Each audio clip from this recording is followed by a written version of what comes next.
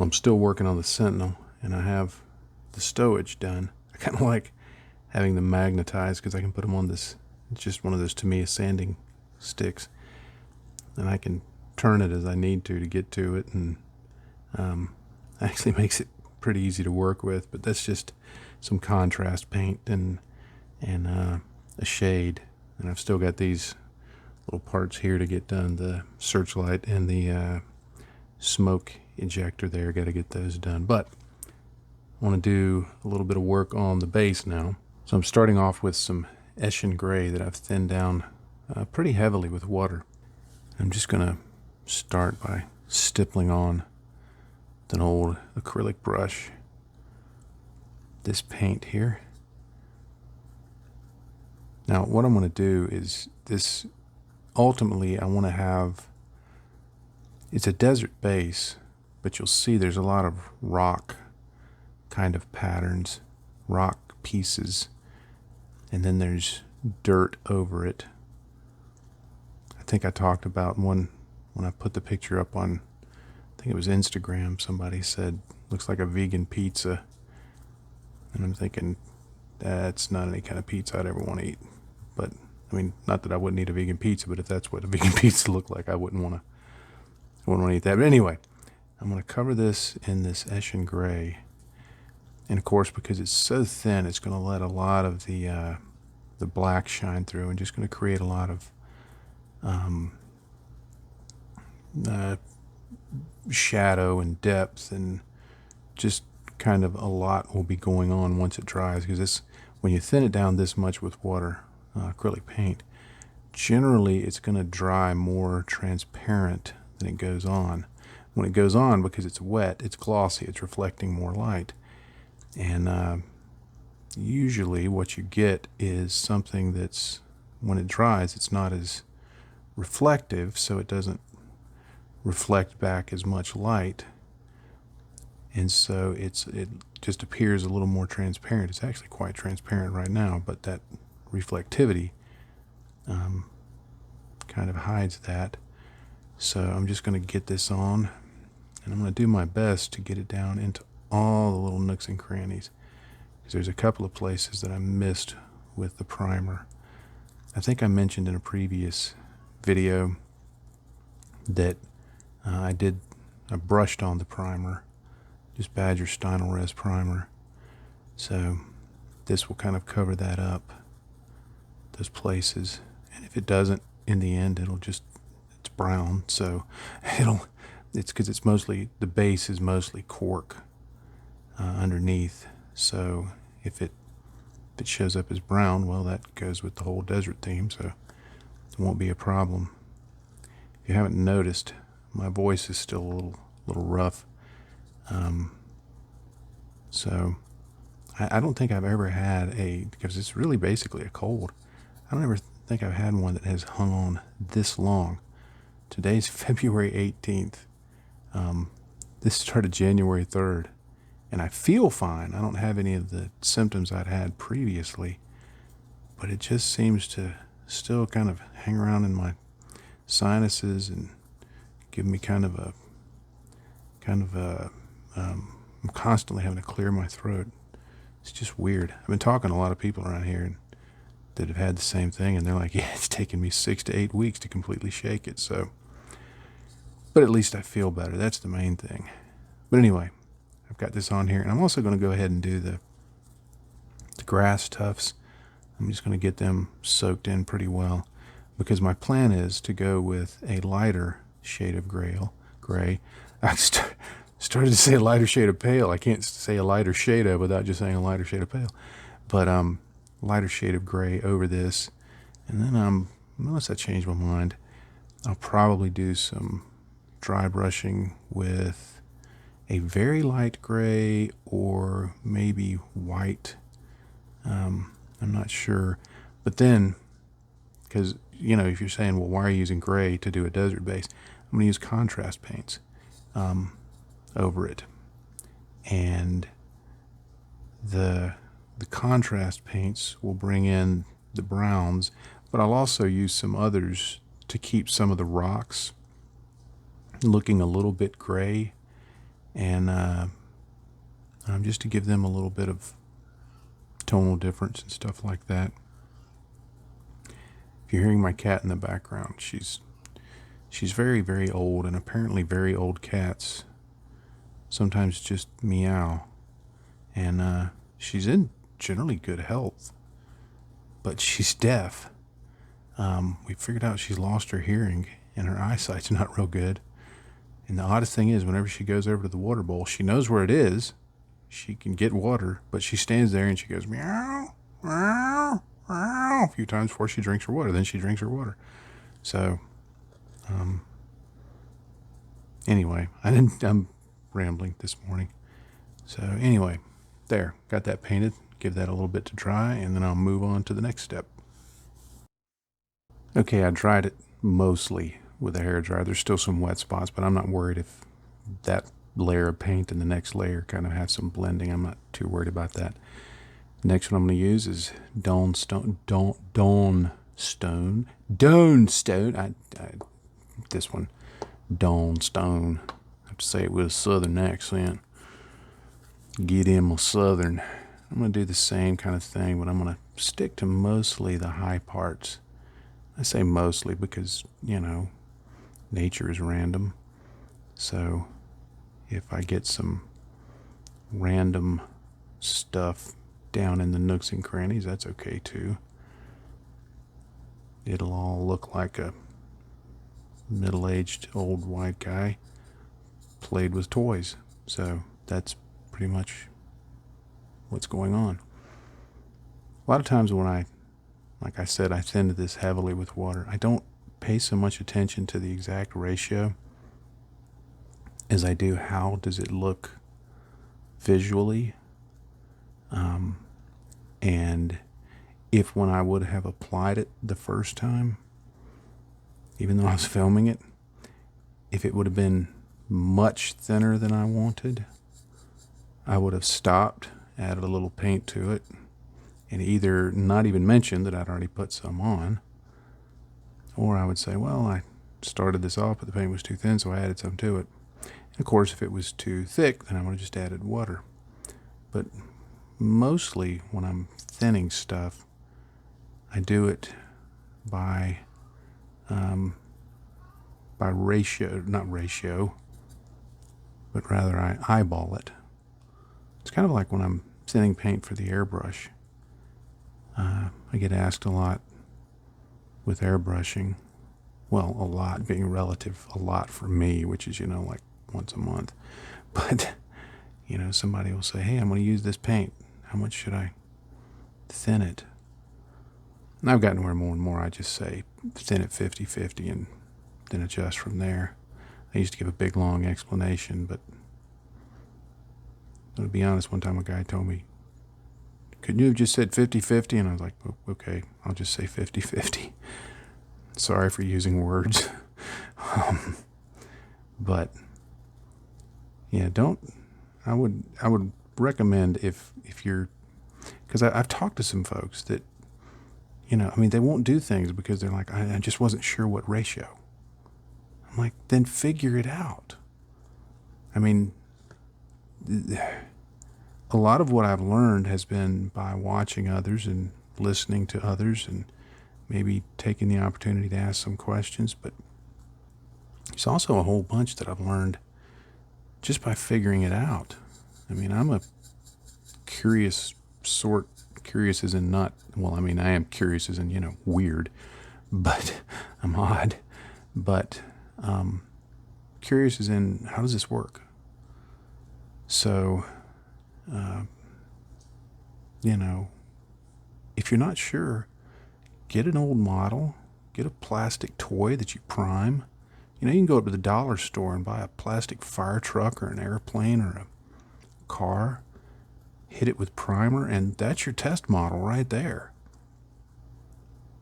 Or if you're in the UK, go to the pound store. That blew me away the first time I was listening to a creator. It makes sense, obviously, but I never thought about that. First time I was listening to a creator, I think it may have been Model Making Guru, and he said something about going to the pound store, and I'm like, oh yeah, I guess it would be the pound store in the UK. So I wonder if, in Japan, is it the yen store? Is it in Vietnam? Is it dong store? Well, that may be a different thing, but anyway, anyway, get a cheap model or something like that, a cheap toy, and once you've primed it, that can be your test model. I've got my little Hellcat that y'all have seen before probably, if you've watched any of my videos, and you know, I just put some primer on it, and every now and then I actually get some alcohol and just clean off the paint and the primer and try and get it back down to plastic, reprime it, and keep using it. So anyway, that's how I figure. So that's how I've made my career in being a web developer, is just figuring it out mostly. I mean, my whole career, 25 years of doing this, has mostly been, hey, John, figure this out. And it's not that I'm smart. I'm just persistent.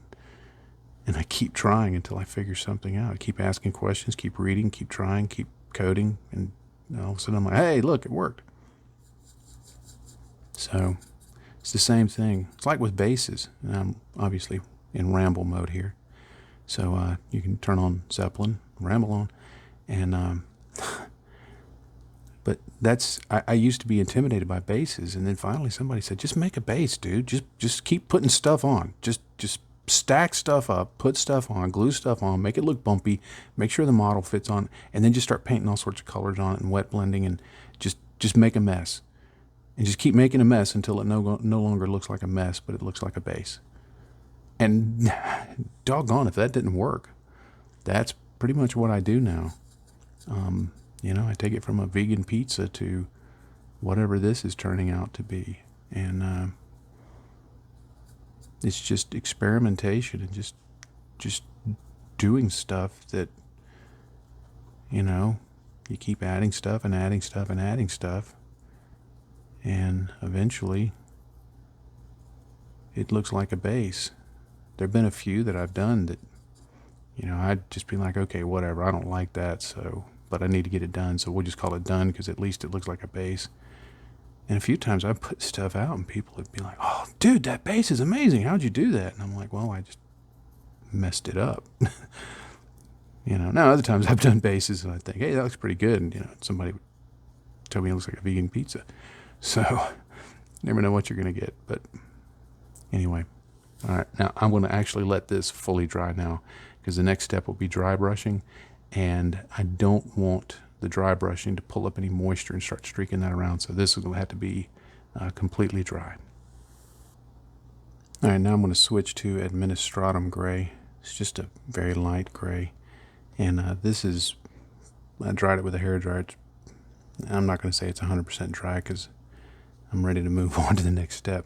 And I've got this, you know, I've used those texture palettes from Artis Opus before, but recently we were cleaning up some stuff around the house and we found some old photos that we took out of frames, and they must have been very old because now photos, you know, the frames have just cardboard backing. These have, I don't know what this material is. It's some kind of compressed composite.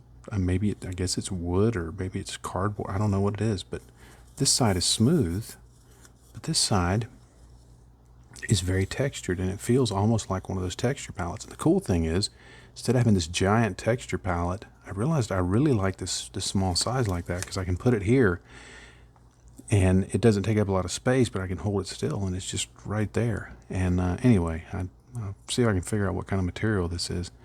If you know, drop a comment down below. But it's just, it's almost wood-like, but it's just got that nice texture on it that I like. And so I'm just going to get this big, huge, giant dry brush. This is Rosemary & Co. And it's their extra large dry brush. If you missed the video, these are the people who make the Artis Opus brushes. This is basically the exact same thing as an extra large Artis Opus brush, only about, I think it's about a third less, maybe half less, something like that. Save a little money. So I've been really happy with the Rosemary & Co. brushes that I've started using. Sarastro, I'd always seen Sarastro recommending the Series 8, which are very good brushes, but they're quite expensive. But I've seen several creators recommend the Series 33, and Juan Hidalgo was one of them, and there have been several others that are fairly prominent. This one's shedding a little bit. Anytime you use it in a dry brush, it'll shed a little bit, especially if you haven't used it a lot. I've not used this extra large one a lot. But anyway, I have been seeing that, like Juan Hidalgo and others were recommending the Series 33. And I found those to be quite good. In fact, I've finally got over my fear of using natural brushes, because I always thought, okay, you buy this brush, it's expensive, and if you use it a lot, you're going to mess it up, because I would use my synthetic brushes and mess those up fairly quickly. Well, I finally decided, okay, I've been buying all of these natural hair brushes to test them. I've got a huge supply of natural hair brushes now. If I mess them up, I've got others. So I decided to just start using the Rosemary & Co., and I really like them. I think I'm just going to stick with those because, get out of there, because they just work really well. And while Rosemary & Co. won't sell directly, their Kolinsky sable brushes won't sell directly to the U.S. because of some treaty on shaved weasel butts or something. But they won't sell directly to the U.S., but I found a seller here in the U.S. that has the proper licenses, a place called Wind River Arts, and it's literally a mom and pop. They work out of their house somewhere in Texas, and if you want to order, you can see their inventory online, and you email them and tell them, here's what I want, and you give them your phone number, and they call you up. And a nice gentleman who takes the orders, I can't remember his name now, I should, because I've talked to him more than a few times, and takes your credit card, confirms, hey, this is what you wanted, that's what you wanted, we got these, you thought about this. Just real nice folks. And boy, this one's shedding a lot, isn't it? But anyway, here I'm talking about how good they are, and this thing's shedding all over the place, but that's typical. But I've been using those Series 33s, and I really like them. And I'm also trying the Series 99. That is a sable brush that Rosemary & Co. can sell here in the U.S., direct to the U.S. It's not Kolinsky sable, it's pure sable, so I guess it's, the less than cool kid sables. I've tried those, and they seem to be pretty much equal to the Series 33. But now that I have a source for the Series 33 here in the U.S., and they're affordable, they're good brushes, but you can get a Series 33 size 2 for I think like $7, which is really good. And also Michigan Toy Company, as long as I'm talking about them, Michigan Toy Company sells the Rosemary & Co. Series 33. Now they brand them with Michigan Toy Company. I've got one somewhere. Hang on, as long as I'm rambling. Yeah, see, this one says Michigan Toy Soldier, but it's a size 0. But they state on their website, these are Rosemary & Co. Series 33 brushes that we just put our brand name on. So they don't try and obscure or hide that, hey, this is, here's who we've got making it, because they want you to know, okay, this is a Rosemary & Co. brush. It's a good quality brush. It's not just some, Bob's Natural Brush Company and wherever, but something that's actually a familiar name. They've got them there, and they're more expensive than the ones from Wind River Arts, and I guess that's because they have to have them. They get them branded, and so they got to make a little money on them. But anyway, I'm liking them. So you can see I've just got this dry brushed, and I didn't go for a huge contrast. I decided not to go with white because I didn't want it to be so very stark. but just to get these edges of the rocks and things like that. And again, if you're doing this and you decide you want there to be a very stark contrast, then go for that. You know, put in some wash to really deepen the shadows in the nooks and crannies, and then, you know, hit the highlights with white. And you don't have to use gray. If you want it to have a more warm tone, you could use tans and stuff like this. Experiment with the colors underneath if you're going to be using contrast paints, and see what you come up with. So let me let that dry, because I found when I'm using contrast paints over something like this, I really want to give the paints that I've dry brushed on, painted on, a little time to dry, more than just, you know, hair dryer it and go at it 10 minutes later. But I'll probably give this an hour or so to dry, because I've found that sometimes contrast paints, when I put them over other paints that aren't fully dry, I guess whatever's in the contrast paint that makes it be the contrast paint, it kind of will reactivate the paint underneath, and just kind of make it a little gloopy. Usually it's more over Vallejo paint. Citadel paints seem to do much better, which makes sense. But over Vallejo paint, sometimes it'll get a little goopy. So I'll give this plenty of time to dry. Plus, I think I need to go get me another cup of coffee. So next time I'll start putting some contrast paints on and take it from there.